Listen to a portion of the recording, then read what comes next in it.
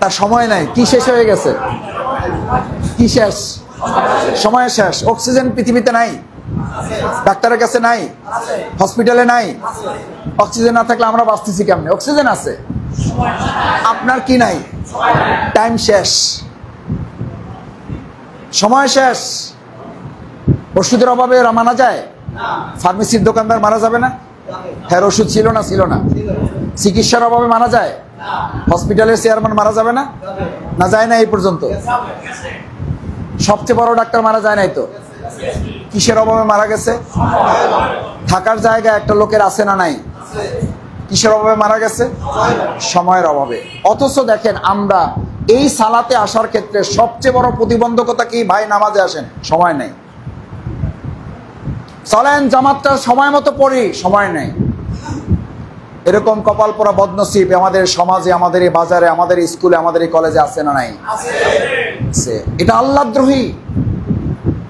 সময় নাই আপনি যখন বলেন, আপনি কাকে শোনাচ্ছেন? যিনি সময়ের মালিক তাকে শোনাচ্ছেন সময় নাই। তার কাজে আপনি বলতেছেন আমার সময় নাই। এর চেয়ে আল্লাহদ্রোহিতা হইতে পারে? এর চেয়ে খোদাদ্রোহিতা কি হইতে পারে? যে আল্লাহ আপনার সময়ের সমষ্টি দিয়ে জীবনটা সাজাইছেন, সেই আল্লাহর কাজে যখন আপনাকে ডাকা হয়, আমি তখন বলি আমার কি নাই? সময় নাই। দিনের কাজে আসেন, সময় নাই। দাওয়াত দিতে আসেন, সময় নাই। আল্লাহর কাজে আসেন, সময় নাই। কি অদ্ভুত কথা! এই জন্য আল্লাহ বলছেন, আল আসর, সময়ের কসম, তোমরা সবাই ক্ষতির মধ্যে। ইন্নাল ইনসানা লাফি খুসর, সবাই ক্ষতির মধ্যে। সবাই, আল্লাহ বলছে সবাই ক্ষতির মধ্যে।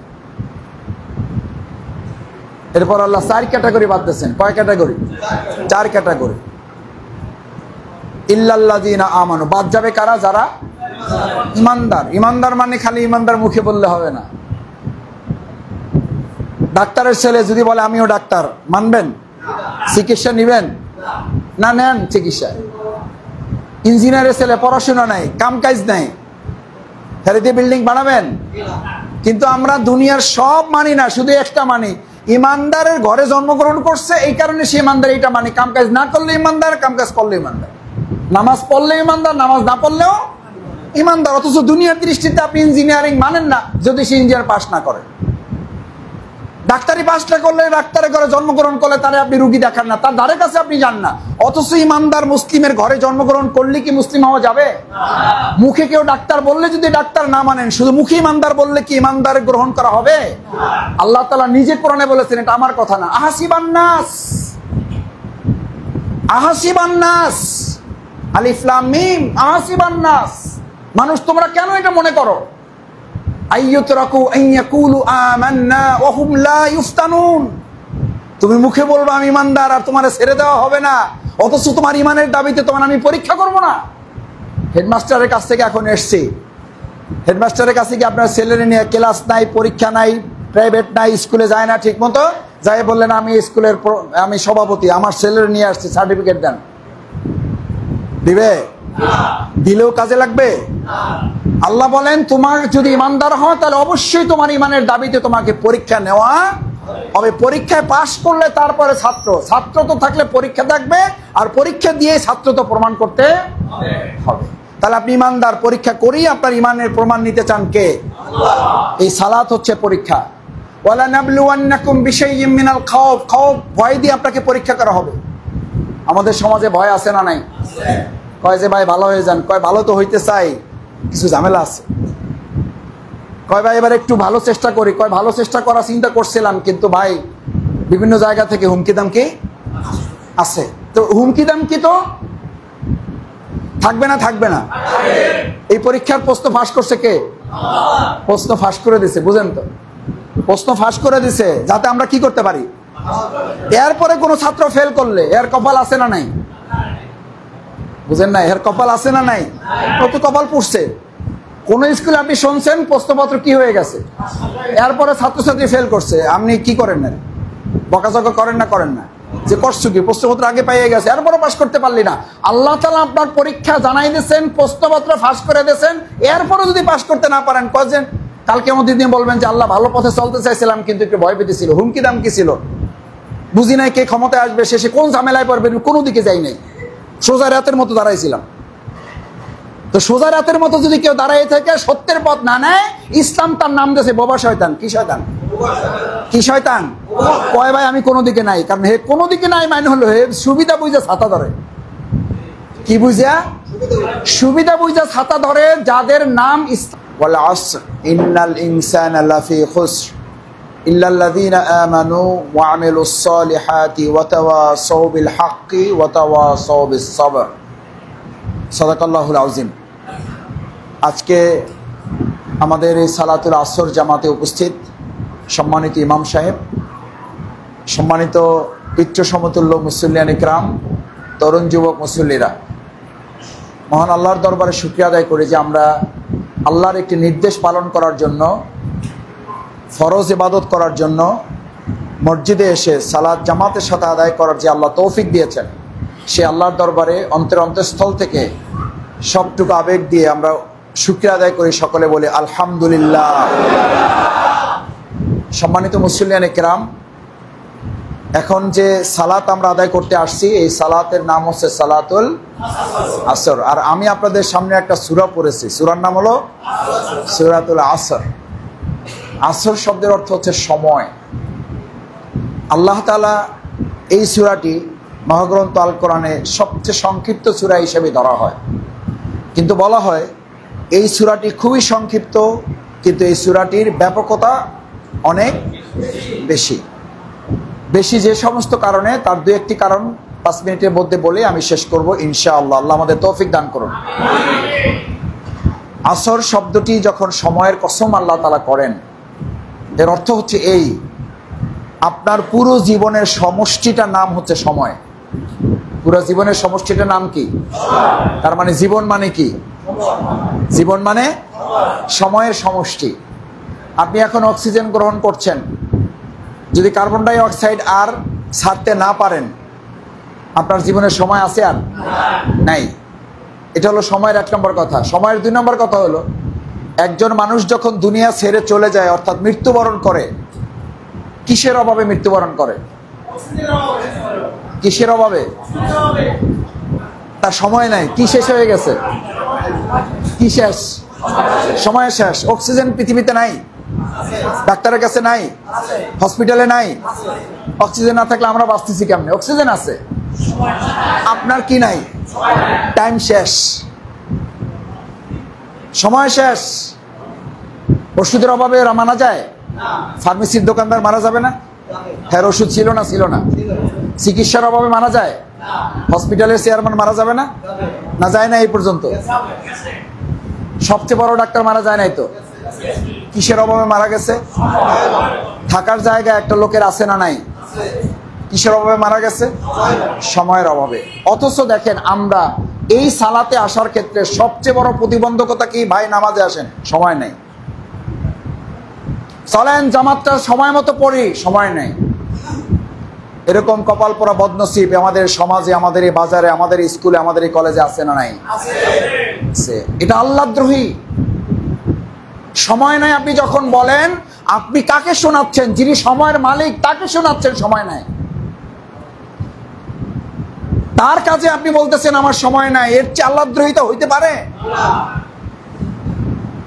এর চেয়ে খোদাদ্রোহিতা কি হইতে পারে?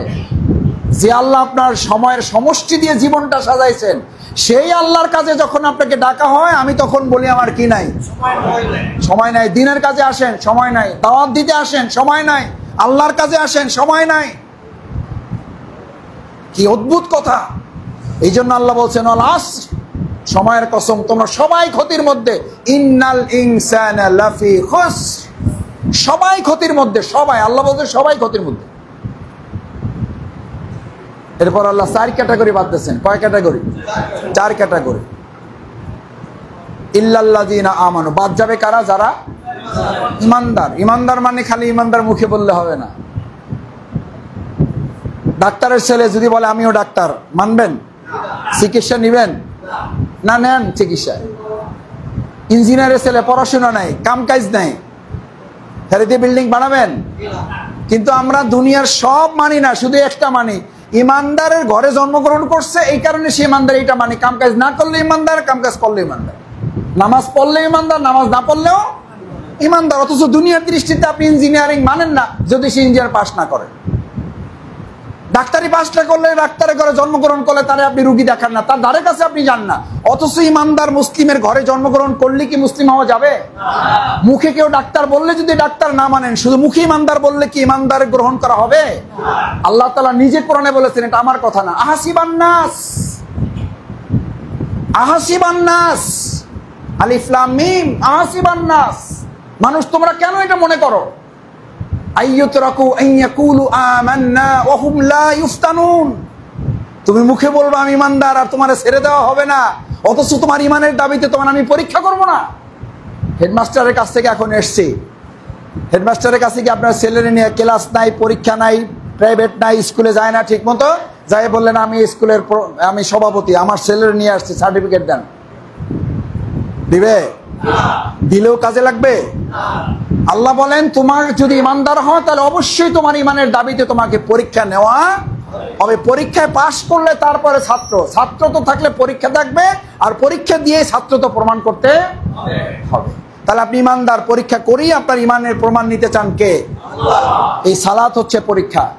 ওয়ালা নাবলুওয়ান্নাকুম বিশাইইম মিনাল খাউফ, ভয় দিয়ে আপনাকে পরীক্ষা করা হবে। আমাদের সমাজে ভয় আছে না নাই? কয় যে ভাই ভালো হয়ে যান, কয় ভালো তো হইতে চাই, কিছু ঝামেলা আছে।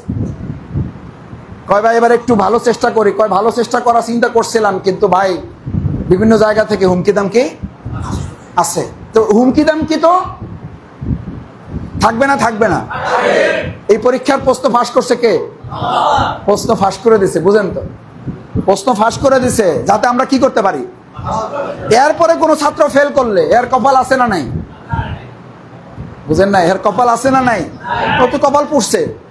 কোন স্কুলে আপনি শুনছেন প্রশ্নপত্র কি হয়ে গেছে, এরপরে ছাত্রছাত্রী ফেল করছে, আপনি কি করেন না? বকাঝকা করেন না? যে করছো কি, প্রশ্নপত্র আগে পাইয়ে গেছে, এরপরে পাস করতে পারলি না। আল্লাহ তাআলা আপনার পরীক্ষা জানাই দিয়েছেন, প্রশ্নপত্র ফাঁস করে দিয়েছেন, এরপরে যদি পাস করতে না পারেন, কয়েছেন কালকে আমাদের দিন বলবেন যে আল্লাহ ভালো পথে চলতে চাইছিলাম কিন্তু একটু ভয় পেতেছিল, হুমকি দাম কি ছিল, বুঝি নাই কে ক্ষমতায় আসবে, শেষে কোন ঝামেলায় পড়বে, কোনো দিকে যাই নাই, সোজা রাতের মতো দাঁড়াইছিলাম। তো সোজা রাতের মতো যদি কেউ দাঁড়াই থাকে, সত্যের পথ না নেয়, ইসলাম তার নাম দিয়েছে বোবা শয়তান। কি শয়তান? কয় ভাই আমি কোনো দিকে নাই, কারণ হে কোনো দিকে নাই মানে হলো হে সুবিধা বুঝা ছাতা ধরে। কি বুঝা? সুবিধা বুঝা ছাতা ধরে, যাদের নাম ইসলামে দিয়েছে মুনাফিক। এটা আমার কথা না, ইসলামের কথা। আল্লাহ তাআলা রাসূল করিম সাল্লাল্লাহু আলাইহি ওয়াসাল্লামের সময় সুবিধা মতো বেশার্ধ নিতেন, তাদের নামই ছিল মুনাফিক। তারা সুবিধা অনুযায়ী যখন যেখানে যেটা দরকার, মুহাম্মদ সাল্লাল্লাহু আলাইহি ওয়াসাল্লামের যখন সুবিধা ছিল নামাজের প্রথম কাতারে দাঁড়ায় যেত, মসজিদ থেকে বের হয়ে আবার দুনিয়ার সমস্ত অপকর্ম করত, তার নাম কি? এরকম মুনাফিক মুসলমান আমাদের সমাজে নাই। সুবিধা মতো কি ধরে? ছাতা ধরে। আবার জিজ্ঞেস করলে কয় এটা কৌশল। এটা কি কয়? সমাজে চলতে হলে একটু বুদ্ধি শুদ্ধি লাগে। এটা বুদ্ধি না কুবুদ্ধি? এটা কুবুদ্ধি। আল্লাহ এর জন্য হিসাব নেবেন। আমি লম্বা করতে চাই না। দ্বিতীয় বলছেন ইল্লাল্লাযীনা আমানু ওয়া আমিলুস সালিহাত, আমলে সলে করবেন তারা, যারা এই ক্ষতি থেকে বাঁচতে চান তারা আমলে সলে করবেন। আমলে সলে মানে ভালো কাজ করা না, আমলে সলে নাম হলো ভালো কাজ করা এবং অন্যায় কাজ প্রতিরোধ করা। এটা বোঝানোর জন্য ব্যাখ্যা দিচ্ছি না, শুধু এইটুকু বলি, আপনি শরীর সুস্থ রাখার জন্য ডাক্তারের কাছে গেলে দুই ধরনের চিকিৎসা দেয়, কিছু খাইতে বলে, কিছু খাওয়া খাবেন না। চাষ করতে গেলে ফসল রাখতে চাইলে আগাছা কি করতে হবে? সাফ করতে হবে। আপনি পুণ্য অর্জন করতে চাইলে পাপ মুক্ত সমাজ এবং ব্যক্তি গঠন করতে হবে। এই জন্য আল্লাহ তাআলা দুটো নির্দেশ একসাথে দিয়েছেন, আনিয়াবুদুল্লাহ, খালি ইবাদত করলে হবে না, ওয়াস্তানিবুত তাগুত, আল্লাহদ্রোহিতাকে অস্বীকার করতে হবে। তাহলে শুধু ইবাদত করলে হবে না, আল্লাহদ্রোহিতা অস্বীকার করতে হবে। রাসূল সাল্লাল্লাহু আলাইহি ওয়াসাল্লাম শুধু ইবাদত করেছেন না যুদ্ধ করেছেন? যুদ্ধ করছে কি জন্য? এই অন্যায় মোকাবেলা করার জন্য, প্রতিরোধ করার জন্য। তা আপনার জীবনে 5 ওয়াক্ত সালাত আসলো, রাসূল সাল্লাল্লাহু আলাইহি ওয়াসাল্লামের 27টা যুদ্ধের একটা যুদ্ধ আপনার জীবনে আসলো না। 100-র উপরে তিনি অভিযান প্রেরণ করেছেন, কোন অভিযান আমার জীবনে আসলো না। তার মানে বোঝা গেল রাসূল সাল্লাল্লাহু আলাইহি ওয়াসাল্লামের পূর্ণাঙ্গ জীবন আমার জীবন অনুসরণ করা এখনো সম্ভব। পারবো ইনশাআল্লাহ? আমরা সৎ পথে চলা এবং অন্যায় কাজ প্রতিরোধ করা সাহস করতে পারবো ইনশাআল্লাহ? আমরা ইনশাআল্লাহ। অতাওয়াসাউ বিল হক, এইটা করতে যাওয়া মানে হইলো সত্যের পথে অবিচল হয়ে মজবুত ভাবে দাঁড়ানো, হক সব সব মানে এমন ভাবে দাঁড়াবেন যেন অন্যরা আপনি দেখলে সাহস পায়, আলহামদুলিল্লাহ আমাদের ইমাম সাহেব দাঁড়ায় গেছে, এবার আমাদের আর কোনো ভয় নেই। আমাদের দোকানদার ব্যবসায়ী সভাপতি দাঁড়ায় গেছে, এবার আমরা তার সাথে আছি। এরকম দাঁড়ায় যাবেন যাতে আপনাকে দেখলে অন্যরা কি হয়, উৎসাহিত, ইন্সপায়ারিং, সাহস দেওয়ার মতো। এই শক্তি যদি আপনি দিতে পারেন তাহলে আপনি ওই ভালো কাজ আপনাকে দেখে দেখে যারা করবে সকলের সওয়াব আপনার আমলনামায় যুক্ত হবে। সুবহানাল্লাহ। পারা যাবে? শেষ কথা হলো ওয়াতাওয়াসাউ বিস-সাবর। এই ভালো কাজ যখন আপনি করতে যাবেন তখন ধৈর্য একটু ধরা খালি এই কথা কইলে হবে না ভাই, কালকেই তো ভালো কথা কাজ করার সিদ্ধান্ত নিয়েছিলাম, হুমকি তো একজন দিয়েছে, আমি এসবের মধ্যে নাই। এখনই সিদ্ধান্ত নিয়েছে, এখনই নাই। কারণ কি নাই আপনার মধ্যে? ধৈর্য নাই। আল্লাহ বলছেন ক্ষতি থেকে যদি বাঁচতে চাও সবর করতে হবে, ধৈর্য ধরতে হবে। ওয়াসবির, ধৈর্য ধরো, এমন ধৈর্য ধরো যে ধৈর্য ধরলে আল্লাহ সুবহানাহু ওয়া তাআলা বলছেন যে ধৈর্য যদি ধরতে পারো তাহলে লা তাহজান ইন্নাল্লাহা মা'ানা, আল্লাহ তোমাদের সাথে থাকবেন। আল্লাহ সুবহানাহু ওয়া তাআলা সূরা আসরের শিক্ষার আলোকে 4টা সিদ্ধান্ত নেওয়ার তৌফিক দান করুন। কয়টা? নাম্বার 1, আমরা ঈমানের উপর মজবুত থাকব। নাম্বার 2, আমরা আমলে সলে করব, এইভাবে ভালো কাজ করব, অন্যায় কাজ বিরত থাকব। নাম্বার 3, হকের উপরে, সত্যের উপর আমরা কি থাকব? মজবুত ভাবে প্রতিষ্ঠিত থাকবো, কেউ আমাদেরকে নড়াইতে পারবে না ইনশাআল্লাহ। শেষ কথা হচ্ছে এই কাজ করতে গেলে বিপদ আপদ, ভাই ধৈর্যের কথা কখন আসে? মিষ্টি খাইতে ধৈর্য লাগে? টিভি দেখতে ধৈর্য লাগে? ধৈর্য লাগে কোন ক্ষেত্রে? তার মানে হকের পরেই ধৈর্যের কথা বলা হয়েছে এই জন্য যে হকের পথে থাকতে হলে ধৈর্য একটু ধরা লাগবে। আমরা ধৈর্য ধারণ করতে পারবো ইনশাআল্লাহ। দেখে ইনশাআল্লাহ। আল্লাহ আপনি হাতগুলো কবুল করেন। আল্লাহ আপনার আরশে আজিমের ক্যামেরা এগুলো দেখে কাল কিয়ামতের দিন আমাদের নাজাতের ব্যবস্থা করে দিন। আল্লাহুম্মা আমিন।